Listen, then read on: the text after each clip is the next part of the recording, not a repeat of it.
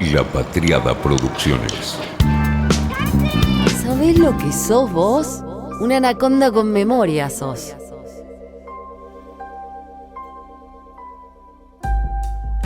Nunca pensé decir esto. Verón, Verón, qué grande sos. En la carrera no lo quería. Además decía que le había robado todo a Peirce, que a su vez le había afanado todo a Hegel. ¡Qué impunidad, Mariana! Esta semana en que todo fue discurso de odio y ergo nada lo es, la verdad que algunos nos hartamos de la banalización. Comunidad, SECOM del país, uníos y demos la batalla. Cuando hablan del Código Penal, opinan los abogados. Cuando hablan de las vacunas, opinan los virólogos y epidemiólogos. Y cuando hablan de medios y de comunicación, opinan todos. Más allá del chiste, que siempre guarda algo de verdad, hubo un tema serio con la banalización del concepto discurso de odio. Odiar no es un discurso de odio. Banalizaron un concepto que sirve, que servía.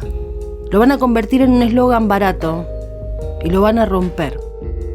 Nunca es bueno gastar el recurso, romper la herramienta, volverlo vacío. Ya nos ha pasado, ya lo hemos hecho y salió mal. Es una trampa propia, un daño autoinfligido por banalizar. ¿Por qué no aprender? En broma y en serio, estuve intercambiando con mucha SECOM people, que estuvimos toda la semana como en estado de ¡ay no! Usan pésimo el concepto y lo van a meter en un quilombo, pero si lo digo desvío el eje, porque lo que pasó fue gravísimo, y si no lo digo y no aviso, bueno, es peor. Vos, Ligüela, dijiste, finjo demencia porque tengo mucho trabajo y corregir giles no me paga las cuentas. Santiago Marino dijo toda la semana en modo palm face, diciendo, dice Santiago, eso no es discurso de odio, eso no es discurso, y así, como en la escena de la pistola desnuda 2,5. Nos cansamos, así que vamos a hacer una anaconda veroniana, una anaconda penalista y una anaconda lacaniana, porque si todos hablan de discurso social, yo puedo hablar de discurso penal y de Lacan. Hay ejemplos en el mundo donde se pudo probar lo que se llama discurso de odio, muy poquitos. Un caso fue una revista de Ruanda, Kangura era su nombre. Hassan Gese era el ruandés, un equivalente de Julius Streicher, el que dirigió Der Stürmer, el periódico que funcionó como epicentro de toda la difusión de la ideología nazi en los años previos a la Segunda Guerra. Streicher terminó siendo juzgado y ejecutado.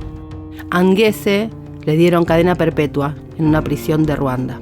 Musulmán de origen hutu, Gese tuvo un rol fundamental, uno de los más importantes, en la propaganda racista que llevaría a decenas de miles de ruandeses a buscar sus machetes e ir a matar o a mutilar a sus vecinos tutsis. Y eso fue lo que hizo a través de su revista, la revista Kangura, que estaba financiada por grupos radicalizados del partido del presidente Juvenal Habyarimana. Los antecedentes que conocemos son estos dos. El de la revista Der Stürmer, que fue juzgado en Nuremberg, y en el juicio se habló de la labor de propaganda del régimen genocida. Y por otro lado, esta revista Kangura. El Tribunal Penal Internacional para Ruanda condenó por genocidio e incitación pública a cometerlo a los responsables de estos medios. Esto fue en las matanzas que ocurrieron en el país en 1994 y en las que murieron por lo menos 500,000 de personas. Fueron acusados Ferdinand Nayamana, que era el director de radio televisión Mil Colinas, y el que te decía, Hassan Gese, que era el editor jefe de esta revista Kangura.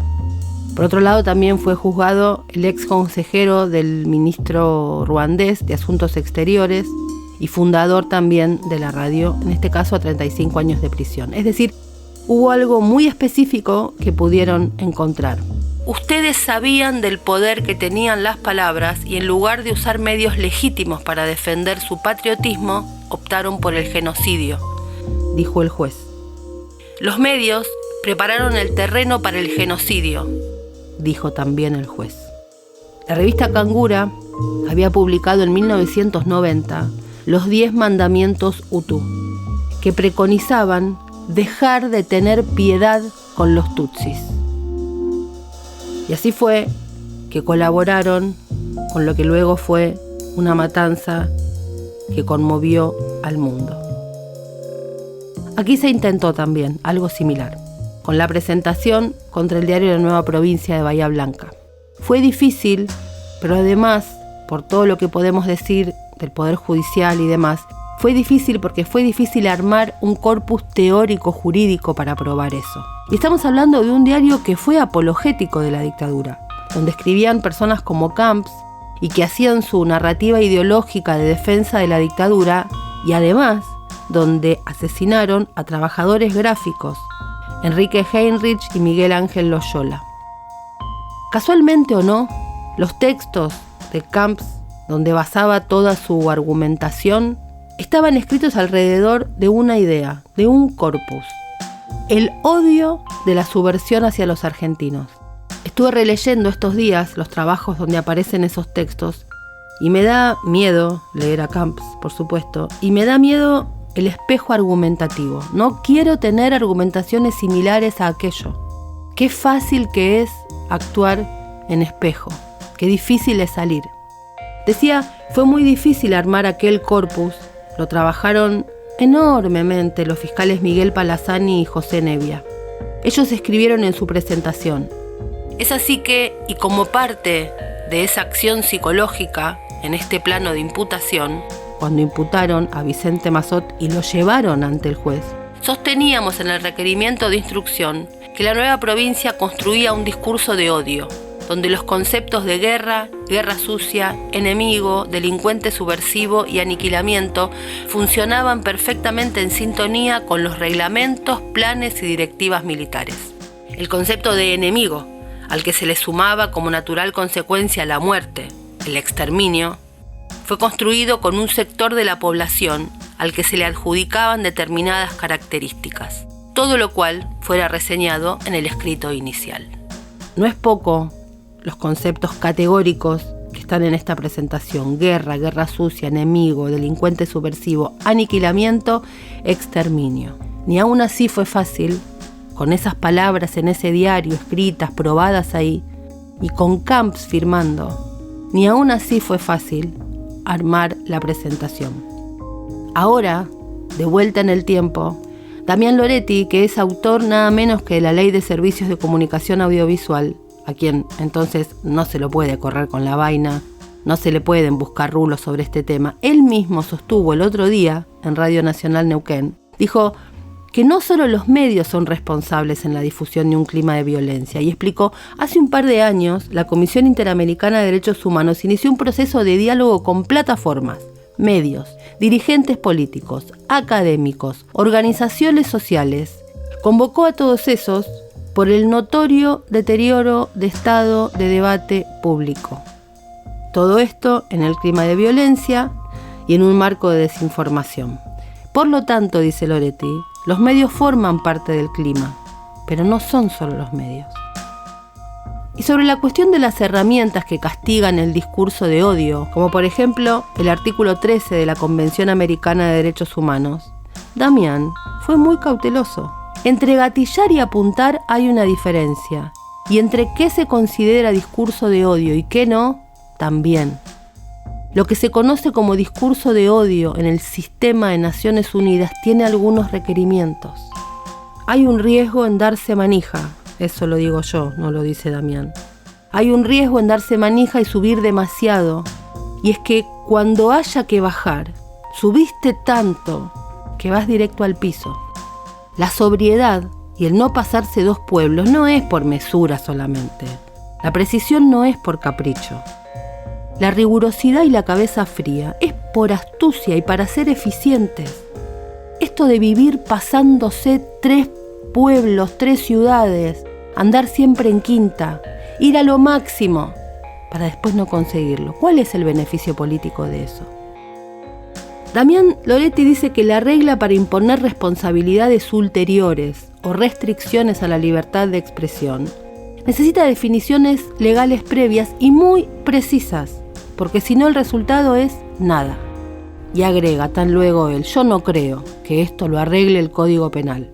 Si haces una lista de quienes fueron llevados a juicio o procesamiento, que es un modo de restringir la libertad de expresión, también hay límites en los cuales nos preguntamos ¿a qué justicia le vamos a pedir qué cosa?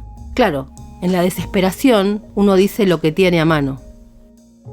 El otro día me decían que cuando uno habla de palabras de odio, lo relaciona directamente a las personas que tienen que ver con la política o con la cosa pública. Y me preguntaba esta persona, conversábamos, si acaso no hay un nudo en otro lugar. Si no hay un contexto, que en todo caso uno puede decir de gente al límite de odiar, entre los comunes. Si no hay un fenómeno global de lo que está pasando. Porque decimos discurso de odio hasta el cansancio y estamos empezando a confundir discursos de odio con decires odiosos. No es lo mismo que una persona escriba o diga te odio a que eso sea un discurso de odio. Los casos de De Sturmer o de Cangura muestran el nivel de complejidad que tiene de mostrar dónde se construye un discurso de odio. Estamos hablando no de un individuo manifestando algo que puede ser un sentimiento feo o malo desde ya, y eso es una cuestión del campo de los psicoanalistas. Estamos hablando de una narrativa, de una gramática política que argumenta para el asesinato en masa. Estamos hablando de disparar palabras que construyen luego una argumentación para, por ejemplo, un genocidio. Hay un problema con banalizar, y es que cuando lo grave como un genocidio ocurre, ¿cómo se lo nombra? Si la palabra más grande ya se usó. El psicoanálisis trabajó muchísimo lo vinculado con el odio. Y hay algunos que incluso vinculan el concepto de grieta con el de odio, para leer políticamente el fenómeno. Hay muchas perspectivas, explican los psicoanalistas, para pensar el odio. Una es el odio ligado al amor. El amor-odio van siempre juntos. Te amo tanto que te quiero comer. Te destruyo o te retengo. Sos para mí. Suele pensarse el odio, explican, como la destrucción del lazo social y en las antípodas del amor. Y el odio, lejos de disolver los vínculos, nos deja como engarzados al otro, de manera casi indisoluble. Amor y odio entonces no son opuestos, sino que ambos están indisociados de la constitución de la realidad subjetiva a la que se refiere. Hay otro odio, por supuesto, que es el vinculado con la política. Es hasta más radical que esta ambivalencia amor-odio. Es un odio que es manifestación de pulsión de muerte, que es la aniquilación, pero sin eros. Entonces el odio tiende a la destrucción del otro o sobre sí mismo. El triunfo del odio, explican algunos psicoanalistas, es el suicidio, por ejemplo, el acto logrado. Es un acto contra uno y contra el otro. Algunos psicoanalistas incluso sostienen que el neoliberalismo o el capitalismo se construyen a partir del odio. El odio como afecto disolvente de los vínculos sociales, que es lo que supuestamente, explican, necesita el capitalismo para lograr su individualismo máximo y de ese modo atacar el tejido social. No tengo herramientas para discutir esto, hasta suena muy lógico, pero anda a probarlo. Anda a lograr una prueba jurídica, anda a explicarlo políticamente. Esto es para estudiar, no para llevar a tribunales, o incluso ni para mandar fruta asertiva. Tal vez sea un gran momento para pensar, tal vez sea un gran momento para desanudar. De hecho, lo de la grieta, que está vinculado al odio, lo instala Jorge Lanata. Y la grieta tiene una característica anestesiante. Borra el conflicto. Es una falla, una distancia. El otro está lejos. Entonces, ¿qué conflicto puedo tener con lo que tengo lejos más que en mi imaginación? Borra un conflicto existente porque aleja en lugar de acercar. ¿No llama la atención la fiereza de cómo los defensores de Lanata o de ese sector y los adversarios cuando no enemigos de ese sector y de la nata, ¿no les llama la atención cómo se aferran al concepto de la nata y cómo borran el conflicto? La grieta es el odio entre enemigos, mientras que el conflicto político es la diferencia entre adversarios. Al que está lejos no lo puedo ni ganar, ni siquiera sé cómo es. Al que tengo cerca puedo derrotarlo. Porque la grieta es transformar al otro en enemigo, y del otro hay que tener cuidado, hay que tenerlo lejos. Extremadura es una comunidad autónoma de España. Su capital es Mérida y está formada por 2 provincias, Cáceres al norte y Badajoz al sur. En esa zona existe un pueblo de 1.900 habitantes, en la provincia de Badajoz. El pueblo se llama Ciruela, como el maestro, con S. El gentilicio es ciroleña, y ahí es que se ubica el refrán del maestro de Ciruela, quien no sabía enseñar y puso escuela. Es una forma burlona de referirse a personas arrogantes que hablan u opinan sobre temas que desconocen. Me voy a poner en maestra Ciruela, pero de un tema que conozco. Así que a lo mejor, más que Ciruela, podemos burlarnos de mí como si yo fuera... Los dejo con la señorita Jacinta Pichimahuida. Los discursos de odio son algo que está más vinculado con la idea de grupos sociales. Una primera aclaración es que cuando se habla de discurso, no se habla del hablar. Un discurso es una construcción social, una práctica, es el modo de abordaje a los textos. Por eso se dice, por ejemplo, discurso periodístico, que no nos estamos refiriendo a la cantidad de palabras que emite un periodista, sino a la práctica de esa disciplina, a las reglas y las lógicas internas de esa disciplina. Cuando decimos entonces discursos de odio, estamos hablando de una práctica que se construye con normas, de una disciplina, de un conjunto. Se trata, por ejemplo, de construcciones que se hacen sobre ciertos sectores de la humanidad a lo largo de la historia. Por ejemplo, los gitanos. Tienen sobre sí una historia de discurso de odio, mitos, fantasías, medias verdades construidas como verdades absolutas. Hay una narrativa, una gramática política sobre eso. Entonces, que alguien emita opiniones odiosas no quiere decir que necesariamente esa persona forma parte o está formando discursos de odio. Si no diagnosticamos bien a qué nos referimos, pareciera que desde el jueves a la noche, cuando Cristina sufrió ese atentado, tenemos que constituir una sociedad que de un día para el otro no odie más, por reglamentación y reunión. Y además de ridículo, es imposible. El odio es un sentimiento de la humanidad, como lo explica el psicoanálisis. Taponar o reprimir eso por ley, por ejemplo, cuando además tenemos en la Argentina leyes que reprimen eso, es la peor posibilidad. En todo caso hay que probar eso. Y como vimos en el caso de la nueva provincia, es muy difícil probarlo, porque hay un corpus que excede lo que me parece a mí. El amigo José Luis Fernández nos explicó que el discurso es un sistema de intercambio, no un texto. Dice que si bien nunca tengo la tranquilidad absoluta, me parece que tengo menos sobresaltos.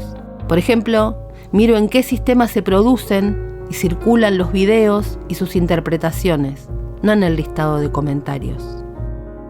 En un análisis veroniano tenemos que ver todo el paquete completo, no solamente el texto, porque hay que diferenciar el discurso de odio, de la furia, del discriminatorio, del polarizador, del negacionista. El concepto discurso de odio sirve para simplificar. La primera consecuencia de eso es que oculta. Dice José Luis Fernández que esto, pensarlo así, es una manera de que nos inviten poco a los paneles televisivos. Y sí, pero Verón, Verón, qué grande sos. Hay un libro que leímos todos los que pasamos por comunicación, La semiosis social, y nos voló la cabeza, aunque venga de Peirce o que venga de Hegel. Es justamente el concepto de discurso, porque ahí nos enseñaron que es inseparable esa noción a la de un conjunto de hipótesis relativas extratextuales. Se trata de un concepto de operaciones discursivas que atraviesa la clasificación tradicional de los niveles sintáctico, semántico y pragmático. Es un sistema de operaciones que define el nivel de lectura de la producción de un paquete textual. En otras palabras, apunta al proceso de producción de ese discurso. No es solo las palabras, sino las condiciones de producción de ese discurso.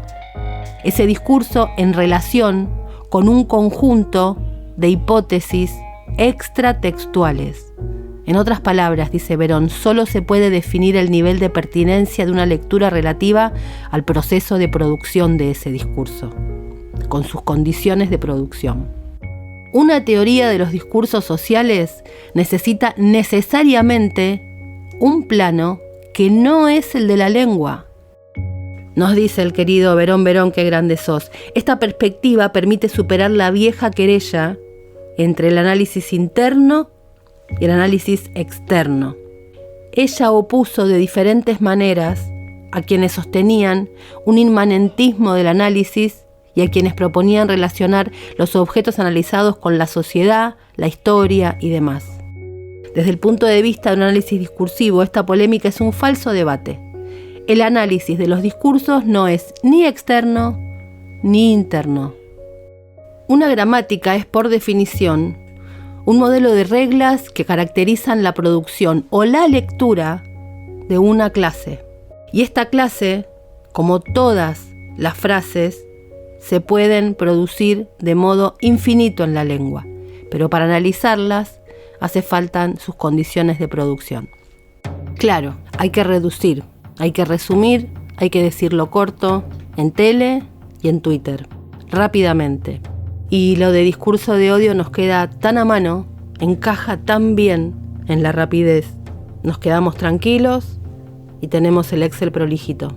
¿Se dijo algo con eso?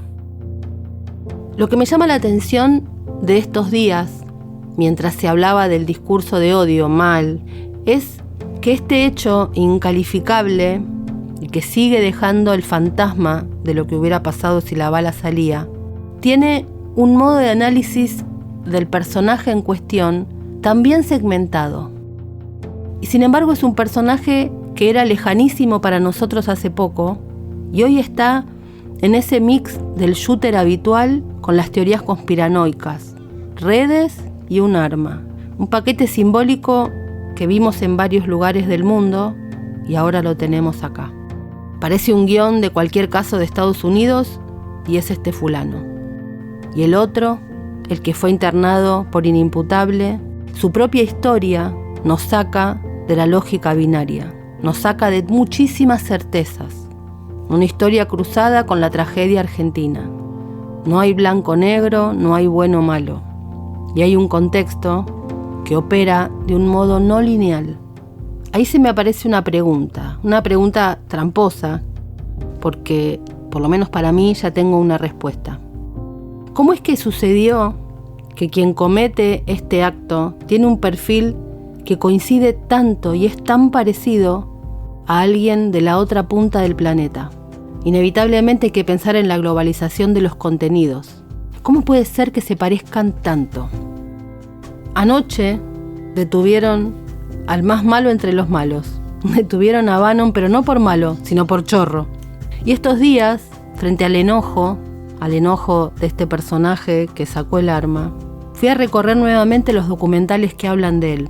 Él dice, ellos, refiriéndose a estos sueltos, terminaron siendo más una comunidad que la propia comunidad de la ciudad en la que viven. Estos universos digitales promueven y le generan comunidades a las personas, pertenencia.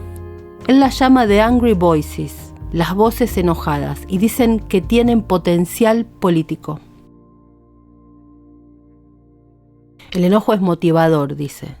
El enojo motiva a los que están solos, los une, los junta y los saca. Me resulta muchísimo más enriquecedor y me permite comprender bastante más un análisis así de cómo fue el recorrido antes que buscar categorías y encajarlas, a ver si puedo meter el cuadrado en la fórmula del círculo. Hay un recorrido que la Argentina todavía no está haciendo y sería enriquecedor para toda la política. Ir a medir la temperatura de este tipo de personajes en las redes sociales. No digo Twitter, ¿eh? Twitter es la red del espadeo argumentativo y retórico. Cuando los fenómenos aparecen ahí, es porque ya han sido organizados. La toma del Capitolio no se armó ahí. Se da en las catacumbas digitales, en las redes subterráneas. Porque se habla muchísimo de redes sociales, pero en general se piensa en Twitter, y mal encima, porque Twitter, digámoslo, es una red careta, está en la superficie. Los famosos, la tilde celeste, es como la quinta avenida de las redes sociales. Tenemos que empezar a mirar los bajos fondos. Twitter por un lado, con los medios por el otro, y también lo anterior a Twitter. ¿Dónde se juntan? ¿Qué decía este personaje en otras redes? ¿Tenía otras redes? Rastrearlo a él para rastrear el fenómeno, si es un tipo suelto o este enojo organizándose. En la Argentina no es novedad el odio político. El viva el cáncer lo tenemos todos tatuados. Las vejaciones en el cuerpo de Eva también. La diferencia con aquella pintada o con la celebración del aniquilamiento del enemigo en otras épocas es que los anónimos no tenían dónde ser famosos. La figura del troll, aunque parezca un chiste, nos permite repensar ese odio político, puesto en común a cielo abierto, a la vista de todos, y desde un lugar de emisión definido, aunque incluso la identidad sea falsa. Una vez fui a dar una charla a militantes de masa. Cuenta un ex troll que entrevisté, Marcelo Morán, el arrepentido, como ha sido bautizado por algunos. Y les conté, dice, lo que nosotros hacíamos desde las páginas nuestras. Por ejemplo, subiendo fotos de alguien y cómo eso generaba reacciones. Una chica me dice, ¿vos estás diciendo que haga esto que está mal? No, le digo, le dice Morán. Te estoy diciendo que es muy fácil generar y promover odio en las redes sociales. Lo pienso, me contó, y me doy cuenta lo increíblemente sencillo que es generar odio y violencia. De hecho, conozco cientos de personas decepcionadas y arrepentidas de lo que hicimos, pero ¿sabés por qué no se animan a hablar? Porque saben lo fácil que es generar odio y tienen miedo de que apunten contra ellos. Hice el secundario a principios de los 80 en la Escuela Normal Nacional Superior de Lenguas Vivas John Fitzgerald Kennedy, de pie, el lengüitas, solíamos llamarla. Un día, en cuarto año, aparecieron en los pupitres y en las paredes algunas esvásticas. Empezaron siendo 2 y cada semana aparecían más. No sabíamos quién de todas nosotras era, éramos todas mujeres. Teníamos una compañera nazi, o al menos ella creía eso por las cadenas que se colgaba. Pero no podíamos identificarla. No queríamos pensar que ella era la que pintaba eso. Es que era muy difícil ser nazi en los 80. En plena primavera alfonsinista, la única manera de saber incluso cómo hacerse nazi se reducía a ir al Parque Rivadavia y buscar el puesto del gordo nazi. Era el que sabíamos vendía Mi Lucha, escondido en sobres de papel madera. Era un mecanismo furtivo, no iban a la calle con esvásticas ni trajecitos al estilo SS. Era vergonzoso, incluso ser skinhead, y se confundían con los punks en su estética en la cabeza. Pero la digitalización de las relaciones, el anonimato protector y la falta de huellas de corporalidad hicieron de Internet, primero en los foros, luego en las páginas y blogs, y luego en las redes, las catacumbas, el lugar ideal para romper esa espiral de silencio que mantiene nuestros pensamientos horribles sumergidos en el aljibe de nuestra conciencia. Cuando los trolls se empezaron a cruzar en Internet, a reconocerse entre sí, no solo unieron fuerzas, sino que empezaron a darse cuenta de que en ese territorio digital, al menos esa espiral, iba diluyéndose para empezar a conformar núcleos cada vez más fuertes, que terminan configurando mayorías de sentido. Es verdad que no hay una marcha del orgullo troll, ni marchas nazis, pero no podemos dejar de relacionar el peligroso nivel de agresividad de radicalización política y de discursos sociales que parecían olvidados, sumergidos o reducidos a la mínima expresión, y cómo hoy han vuelto a la discusión pública en todo Occidente, con la posibilidad que dio Internet y las redes de vincular la parte troll de millones de nosotros. La realidad no encaja en nuestros Excel. Es difícil, es amorfa, no tiene esquinas, no tiene paredes, y nos enojamos entonces. No con nuestro marco teórico, sino con la realidad. Las soluciones fáciles nos dejan tranquilos, las respuestas fáciles también. Lo otro genera mucha angustia, pero esta coyuntura necesita que salgamos de los bordes, que estemos incómodos, para ser eficientes y para no gastarnos la bala de plata, aunque sea en el lenguaje.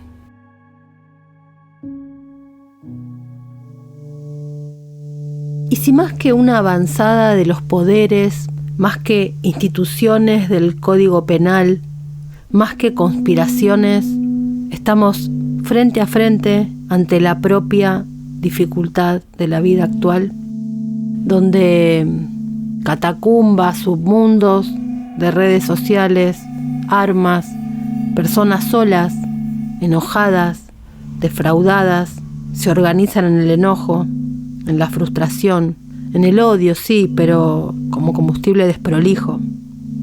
Y si está al lado y no enfrente, y si no hay una grieta, sino un tejido lastimado,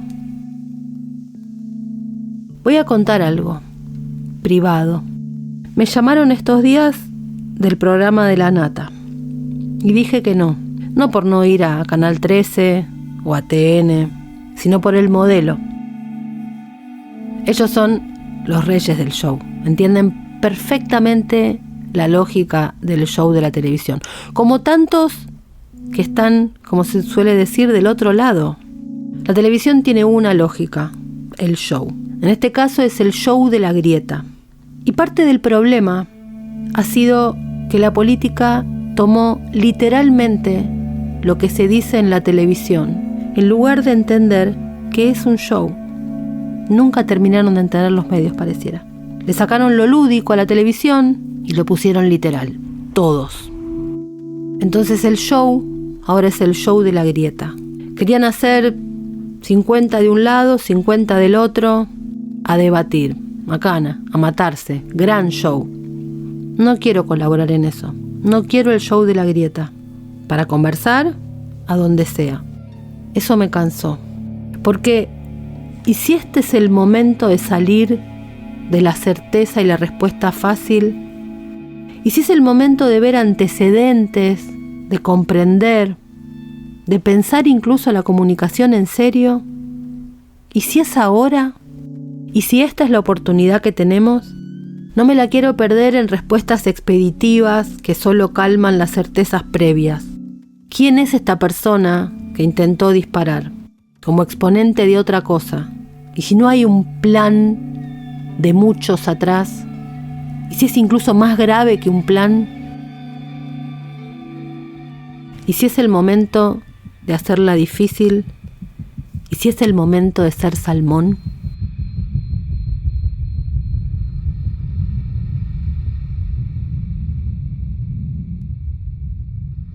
Fue una realización de La Patriada Producciones.